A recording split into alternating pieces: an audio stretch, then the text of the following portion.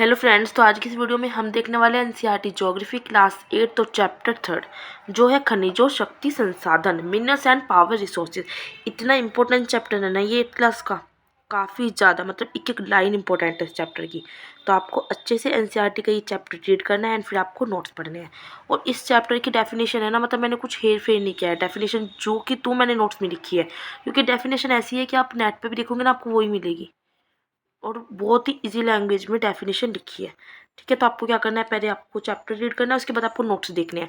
Notes के जरिए आपको समझ आ जाएगा चैप्टर में है क्या। ठीक है, तो चलिए स्टार्ट करते हैं। सबसे पहले हम देखते हैं खनिज मिनरल्स होते क्या है। तो हम कह सकते हैं खनिज क्या है, ऐसे भौतिक पदार्थ है जो खान से निकाले जाते हैं। ठीक है, प्रॉपर डेफिनेशन की बात करें तो प्राकृतिक रूप से प्राप्त होने वाला पदार्थ जिसका निश्चित रासायनिक संगठन खनिज कहलाता है। मतलब खनिज ये है, बनाया नहीं है, वो प्राकृतिक रूप से प्राप्त होता है। प्राकृतिक रूप से प्राप्त होने वाला एक पदार्थ है जिसका निश्चित रासायनिक संगठन है, वो क्या है, खनिज है। खनिज किसी विशेष क्षेत्र में ही मिलेंगे। विशेष क्षेत्र से मतलब क्या है, जो हाँ सालों पहले लाखों वनस्पति दब गई थी, तो जब दब जाती है पृथ्वी के नीचे तो क्या होता है, वहीं से कोयला और पेट्रोलियम भी हमें मिल सकता है, तो हमें वहाँ से खनिज भी मिलते हैं। कुछ खनिज ऐसी जगहों पे भी मिलते हैं जो अभिगम्य नहीं है। एनसीईआरटी में दिया गया है, ये अभिगम्य का मतलब है जहाँ से निकालना पॉसिबल नहीं होता, इम्पॉसिबल है। तो ऐसी जगह पर भी खनिज मिलते हैं पर वहाँ पे हम निकाल नहीं पाते हैं। फॉर एग्जाम्पल ऐसी जगह कौन सी है, अंटार्कटिका या आर्कटिक महासागर। ठीक है, ये महासागर वगैरह होते हैं ना, वहाँ पे भी खनिज मिलते हैं पर वहाँ पे पॉसिबल नहीं होता निकालना। ठीक है, अब देखते हैं खनिज का निर्माण होता कैसे है। तो भूवैज्ञानिक परिवेश में अलग अलग दिशाओं में अलग अलग कंडीशन आती है जहाँ पे खनिज बनते हैं, प्राकृतिक रूप से बनते हैं। जैसे इनके बनने में ऊष्मा, दाब, जल मुख्य रूप से ये क्रियाएं होती है। अब हम पहचानेंगे कैसे, जो उनकी फिजिकल प्रॉपर्टी से पहचानते हैं। जैसे कुछ खनिज रंग देख के पहचान लेते हैं खनिज को, उनका घनत्व डेंसिटी देख के, कठोरता, कुछ रासायनिक गुण होते हैं, केमिकल प्रॉपर्टीज होती है जिसकी वजह से हम पहचान लेते हैं ये वाला खनिज है। कुछ इनकी सॉल्युबिलिटी विलेयता होती है। अब तक हम बात करें तो 250 खनिज की पहचान की जा चुकी है, जिनमें से सिर्फ 100 ऐसे खनिज ही समझे अब तक। खनिज के हम प्रकार की बात करते हैं तो संरचना के आधार पर 2 प्रकार के होते हैं, एक तो धात्विक खनिज और एक अधात्विक। धात्विक खनिज की बात करते हैं तो उसमें आ जाते हैं लौह और अलोह, और अधात्विक खनिज में चूना पत्थर और कोयला आ जाता है। पृथ्वी पर 3000 से भी अधिक पाए जाते हैं ये खनिज। ठीक है ना, लोह खनिज, जाहिर सी बात है लोह मतलब लोहा होगा, तो लोहा होता है इसमें, जैसे लोहा आयस्क, मैग्नीज, क्रोमाइट, ये क्या है आपकी लोह खनिज है। अलोह खनिज मतलब लोहा नहीं है इसमें, लेकिन ये फिर भी खनिज है, जैसे सोना, चांदी, तांबा या सीसा। ये आपको क्या है, ये मानव ने नहीं बनाई, ये प्राकृतिक रूप से मिलते हैं। ये क्या है, खनिज है। खनिज कैसे है, खनिज है, अलोह खनिज। तो एग्जाम में कई बार पूछा जा सकता है कि मैग्नीज और चांदी में से बताइए अलोह खनिज कौन सा है। आप सोचोगे यार ये भी खनिज है ये भी खनिज है, लेकिन लोह और अलोह में फर्क होता है। ठीक है, अब जैसे धात्विक खनिज की हमने बात की है तो धातु कच्चे रूप में मिलती है। धातु इसमें क्या, धातु क्या होती है, कठोर होती है, उष्मा विद्युत की सुचालक होती है। ठीक है, धात्विक चमक होती है इनमें, लोहा, आयस्क, बॉक्साइट, मैग्नीज, ये धात्विक खनिज के एग्जाम्पल है। अधात्विक खनिज धातुएं नहीं होती है, चूना, पत्थर, जो पत्थर होता है, जिप्सम, खनिज ईंधन, कोयला, पेट्रोलियम, ये सब अधात्विक खनिज में आते हैं। अब बात करते हैं खनिज का निष्कर्षण कि खनिज को निकालते कैसे है। तो खनन के द्वारा हम खनिज में से खनिज को निकालते हैं पृथ्वी के नीचे से, प्रवेदन के द्वारा, आखनन के द्वारा। ये सारी क्या है, ये सारी इसकी टेक्निक्स है निकालने की। खनन में 2 टाइप आते हैं, एक तो होता है विवत खनन, एक कूप की खनन। तो पढ़ते हैं हम ये सब है क्या। देखिए, खनन मतलब माइनिंग करना। पृथ्वी की सतह के अंदर क्या होते हैं, दबी शैल से खनिज को बाहर निकालने की प्रक्रिया को कहते हैं खनन। तो पृथ्वी की सतह के अंदर जो दबी शैलें होती है उससे खनिज को बाहर निकालने की प्रक्रिया खनन कहलाती है।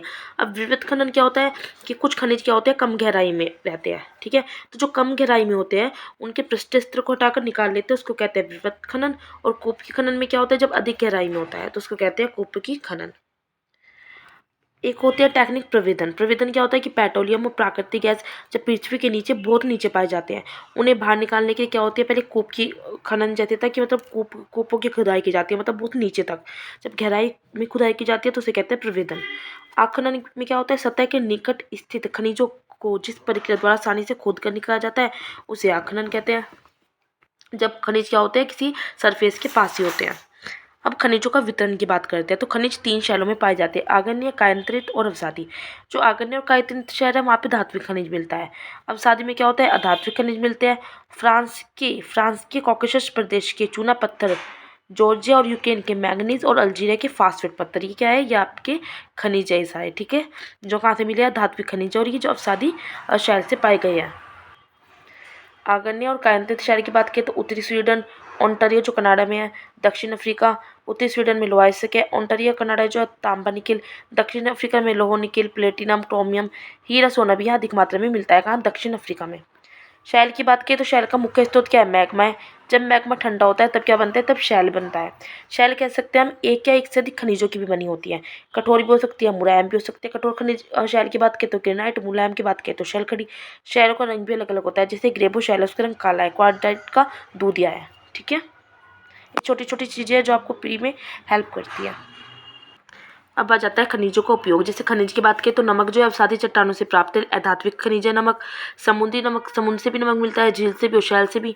ठीक है, क्वार्टर्स की बात करें तो कंप्यूटर के जो सिलिकॉन चिप होती है उसमें यूज़ होता है। एल्यूमिनियम की बात करें तो बॉक्साइट से प्राप्त होता है, बॉक्साइट से प्राप्त होता है। ये ऑटोमोबाइल, हवाई जहाज में यूज़ होता है। तांबा जो है सिक्के से लेकर पाइप तक तांबे का यूज़ होता है। खनिज के संरक्षण की बात करें तो खनन की क्रिया में बर्बादी को हटाना आवश्यक है। जैसे हम खनन करते हैं तो खुदाई के साथ बहुत सारा वेस्ट भी आता है। ठीक है, तो कैसे कि धातुओं का पुनर्चक्रण एक तरीका है जिससे खनिज संसाधनों को संरक्षित किया जा सकता है। खनिज क्या है? एक अनवीकरणीय संसाधन है। मतलब क्या है? अनवीकरणीय संसाधन जो खत्म हो सकते हैं। नवीकरणीय अनवीकरणीय संसाधन मैंने आपको प्रीवियस वीडियो में चैप्टर में जब आया था बता दिया था। अब बात करते हैं आपके एनसीईआरटी में कुछ नाम दिए गए हैं कि कहाँ कहाँ पर कौन कौन से खनिज मिलते हैं। जैसे एशिया की बात करते हैं तो दुनिया के टीन उत्पादन का आधा उत्पादन एशिया ही करता है। जैसे चीन और भारत की बात करें तो लोहा सबसे ज़्यादा करते हैं। चीन, मलेशिया, इंडोनेशिया में टीन का उत्पादन होता है। चीन में सीसा, सुरमा, टंगस्टन का भी होता है। यूरोप की बात करते हैं तो विश्व के लोहे का प्रमुख उत्पादक देश यूरोप ही है। जैसे रूस, यूक्रेन, स्वीडन, फ्रांस में लोहा करते हैं ये। पूर्वी यूरोप और यूरोपीय रूस तांबा, सीसा, जस्ता, मैग्नीज, निकल का करते हैं। उत्तरी अमेरिका बात करते हैं। उत्तरी अमेरिका में क्या है? 5 झील है, 5 झील। ठीक है, उसको कहते हैं ग्रेट लेक ऑफ अमेरिका। महान झील जो है ना, महान झील की उत्तरी क्षेत्र कनाडा महान झील यही वाली है, 5 झील। तो वहाँ पे लोहा है, निकिल, सोना, यूरेनियम, तांबा है। और एप्लाचियन क्षेत्र ये पर्वत है एक। ठीक है, वहाँ पे कोयला है। पर्वत जो पश्चिम की पर्वत श्रृंखला है, पर्वत श्रृंखला कौन सी? रॉकी पर्वत। वहाँ पे तांबा, सीसा, जस्ता, सोना, चांदी है। दक्षिण अमेरिका की बात करें तो ब्राज़ील, ब्राज़ील जो है उच्च श्रेणी की लोहा इसक का सबसे बड़ा उत्पादक है।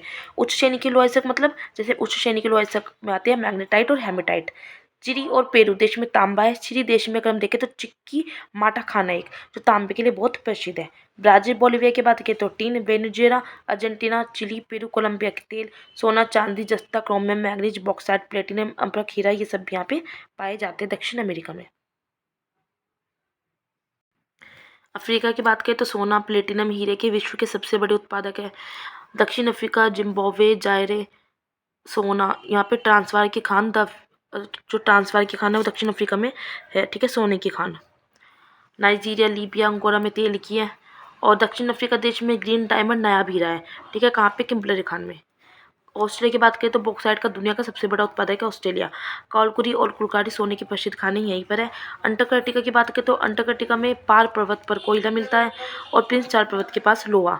भारत की बात करते हैं तो लोहा झारखंड, उड़ीसा, छत्तीसगढ़, मध्य प्रदेश, गोवा सब में मिलता है। बॉक्साइट, अम्बरक, तांबा, मैग्नीज, सोना सब लिखा है। राजस्थान में खेतड़ी है तांबे की जो खान है, वहाँ पर खेतड़ी तांबे की खान।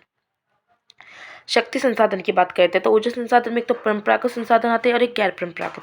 परंपरागत का मतलब क्या है? आणविकरणीय स्रोत, मतलब कि भंडार सीमित है। भंडार सीमित है मतलब ये खत्म हो सकते हैं। ठीक है, जैसे ईंधन और जीवाश्म, मतलब ईंधन जो है पकाने में, ऊष्मा प्राप्त करने में। हमारे देश में ग्रामीण जो गाँव के लोग होते हैं 50% से भी अधिक ऊर्जा ईंधन से प्राप्त करते हैं। इसके लाभ भी और कुछ हानि भी है।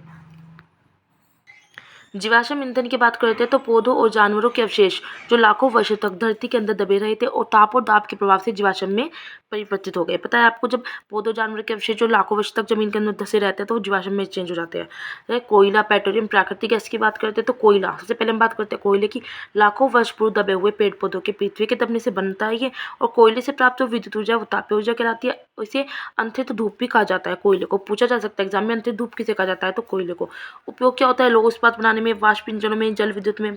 उत्पादक देश कौन है कोयले का? तो चीन, यूएसए, जर्मनी, रूस, दक्षिण अफ्रीका। भारत में बात करें तो रानीगंज जो पश्चिम बंगाल राज्य में है। रानीगंज में कोयले की पहली खान भारत की, जो कोयले की पहली खान भारत की तो रानीगंज में थी। ठीक है, पेट्रोलियम की बात करते हैं। जो पेट्रोलियम है वो लैटिन शब्द के 2 वर्ड से बना है, पेटा प्लस ओलियम, जिसका मतलब है शैल तेल।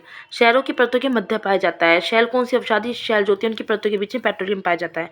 इसको अब तटीय और तटीय क्षेत्र में स्थित तेल क्षेत्रों से निकाला जाता है। कच्चा पेट्रोलियम जो होता है, पहले सबसे पहले कच्चा क्रूड जिसे हम पेट्रोल कहते हैं, उसका शोधन होता है पहले लैब में, ठीक है, जिससे डीजल, पेट्रोल, मिट्टी का तेल, मोम, प्लास्टिक और स्नेक बनते हैं। मतलब पेट्रोलियम का पहले क्या होता है, हम शोधन करते हैं, इसका प्यूरिफिकेशन करते हैं, और इसे काला सोना भी कहते हैं। काला सोना किसे कहते हैं, पेट्रोलियम को याद रखना है। विश्व में उत्पादन कहाँ होता है, Iraq, Iran, Saudi Arab, Qatar, USA, Venezuela, Algeria. Bharat में कहाँ होता है, असम में डिम्बोई, मुंबई में बॉम्बे आई, कृष्णा और गोदावरी नदी के डेल्टा। प्राकृतिक गैस की बात करें तो इसमें प्राकृतिक गैस कौन सी है, जैसे सीएनजी, कंप्रेस्ड नेचुरल गैस, ये पर्यावरण हितैषी है, ऑटोमोबाइल ईंधन है, ये पेट्रोलियम और डीजल की तुलना में कम प्रदूषण करती है प्राकृतिक गैस। इसका उपयोग क्या होता है, घरेलू वाणिज्यिक ईंधन के रूप में। विश्व में उत्पादक की बात करें तो रूस, नॉर्वे, यूके, नीदरलैंड। भारत की में बात करें तो जैसलमेर, कृष्ण, गोदावरी डेल्टा, त्रिपुरा, मुंबई के तटीय क्षेत्र। जल विद्युत की बात करते हैं। अब तक हमें कौन सी बात करिए, परंपरागत संसाधनों की बात करिए जो लिमिटेड है सिर्फ। बांधों में वर्षा जल ऊंचाई से गिरने के कारण संग्रहित किया जाता है, ठीक है ना। उसके बाद क्या होता है, पाइप के द्वारा जल नीचे टरबाइन पे गिरता है। टरबाइन जब घूमता है तो घूमते हुए ब्लेड जनरेटर से विद्युत उत्पन्न करते हैं। तो जल विद्युत कैसे उत्पन्न होती है, जो बांधों का वर्षा जल होता है उसको इकट्ठा किया जाता है, टरबाइन घुमाया जाता है और फिर क्या होती है, इलेक्ट्रिसिटी उत्पन्न होती है, और यह क्या कहलाती है, विद्युत कहलाती है। और जो बचा जल है वो कृषि में काम आ जाता है। विश्व के अग्रणी देश कौन से हैं, इसमें पराग्वे, नॉर्वे, ब्राज़ील और चीन जल विद्युत उत्पन्न करने में। सबसे पहले जल विद्युत उत्पन्न किया था किसने, नॉर्वे ने। सबसे पहले जल विद्युत उत्पन्न करने वाला देश नॉर्वे है। और विश्व के कुल जगह 1/4 भाग जल जो है विद्युत का है। ये भारत में है कि जल विद्युत परियोजना कहाँ है, पूछी जाती है। जैसे बांगड़ा, नागल और गांधी सागर, नागार्जुन सागर, दामोदर नदी घाटी परियोजना। अब ये तो हमारे परंपरागत संसाधन थे जो लिमिटेड थे। अब आ जाते हैं गैर परंपरागत संसाधन, जो क्या है, जो लिमिटेड नहीं है, जो नवीकरणीय स्रोत है। असमाप्य प्रदूषण रहित, असमाप्य जो सीमित, मतलब सीमित नहीं है, समाप्त नहीं होगी, लेकिन अगर मानव ज़्यादा उपयोग करेगा तो समाप्त हो सकते हैं। प्रदूषण रहित है जो, जैसे सौर ऊर्जा, पवन ऊर्जा, ज्वाला ऊर्जा, ये प्राकृतिक है। क्योंकि सौर ऊर्जा की बात करें तो सूर्य प्राप्त ऊष्मा कभी खत्म थोड़ी ना होगी। इस ऊर्जा को सौर सेलों से विद्युत उत्पन्न करने में यूज़ किया जाता है। सौर को जो सेल होते हैं, सेलों को सौर पैनल से तापन और प्रकाश के लिए शक्ति उत्पन्न करने के लिए जोड़ा जाता है। उपयोग कहाँ होते हैं, सोलर पैनल में, सौर तापक, सोलर कुकर, यात्रा संकेत में, सोलर ड्रायर में। लाभ क्या है, इसके लाभ है कि ये कभी खत्म ही नहीं हो गया, समाप्त भी है, प्रदूषण मुक्त है। हानि क्या है, काफ़ी खर्ची रहा है, जाहिर सी बात है। पवन ऊर्जा की बात करते हैं, पवन चक्कियों में तीव्र गति उत्पन्न करता है और तीव्र गति से चलती जो हवाएं पवन चक्कियों को घुमाती है, ठीक है, जिससे जो विद्युत उत्पादन करने के जनरेटर से जुड़ी होती है, तो मतलब इलेक्ट्रिसिटी से बनती है। पवन चक्की का उपयोग जो है पहले किया जाता था अनाज पीसने के लिए, कुएं से जल निकालने के लिए। पवन जो फॉर्म है वो Netherland, Germany, Denmark, UK, USA में। लाभ भी है इसके कुछ हानि भी है। परमाणु ऊर्जा की बात करें तो प्राकृतिक रेडियो एक्टिव पदार्थ जैसे यूरेनियम, थोरियम के परमाणु के केंद्रक में जो ऊर्जा होती है वहाँ से प्राप्त होती है, और ये पदार्थ नाभिक के रिएक्टर में नाभिक के विखंडन से गुजरते हैं, उत्सर्जन की प्राप्ति होती है। एनसीईआरटी में है सब कुछ, ठीक है। भारत में अगर हम परमाणु ऊर्जा की बात करें तो तमिलनाडु में कलपक्कम में है, महाराष्ट्र में तारापुर में है, राजस्थान में कोटा के निकट राजा प्रताप सागर में, उत्तर प्रदेश में नरोरा में है, कर्नाटक में कैगा में है, ठीक है। और परमाणु ऊर्जा का सबसे बड़ा जो उत्पादक है वो यूएसए, यूरोप में है। भारत में यूरेनियम राजस्थान, झारखंड में है। भूतापीय ऊर्जा की बात करें तो ताप ऊर्जा जो पृथ्वी से प्राप्त की जाती है। पृथ्वी के अंदर क्या होता है, तापमान में वृद्धि होती है। ये तापमान ऊर्जा भू सतह पर गर्म जल के झरनों के रूप में मिलती है, जिसका उपयोग शक्ति उत्पादन में किया जाता है। सबसे बड़ा संयंत्र यूएसए में है। यूएसए में क्या है, गीजर है जिसका नाम है ओल्ड फेथफुल गीजर, ठीक है। भारत में हिमाचल प्रदेश के मणिकर्ण, लद्दाख के बुगा घाटी और उत्तराखंड में है। ज्वारीय ऊर्जा ज्वार से उत्पन्न होती है, जो विश्व का पहला ज्वारीय ऊर्जा स्टेशन फ्रांस में है। बायोगैस की बात करें तो जैविक अपशिष्ट होते हैं, जो मरते जंतु होते हैं उनको गैसीय ईंधन में बदला जा सकता है, इसे बायोगैस कहते हैं। मीथेन गैस बायोगैस का मुख्य घटक है। बायोगैस का यूज़ कहाँ होता है, खाना पकाने में, विद्युत उत्पादन में, जैविक खाद में। तो इस चैप्टर में काफ़ी सारी इंपॉर्टेंट चीज़ आपको दी गई है। चैप्टर हो जाता है खत्म। स्टार्टिंग से दिखा रही हूँ, वीडियो को पॉज करके आप अपने नोट्स बना सकते हो। चैप्टर में फिर से कह रही हूँ बहुत इंपॉर्टेंट है, ठीक है। और ज्योग्राफी तो 6 से लेकर 12 तक सारी ही इंपॉर्टेंट है, तो अच्छे से आपको ज्योग्राफी करनी है।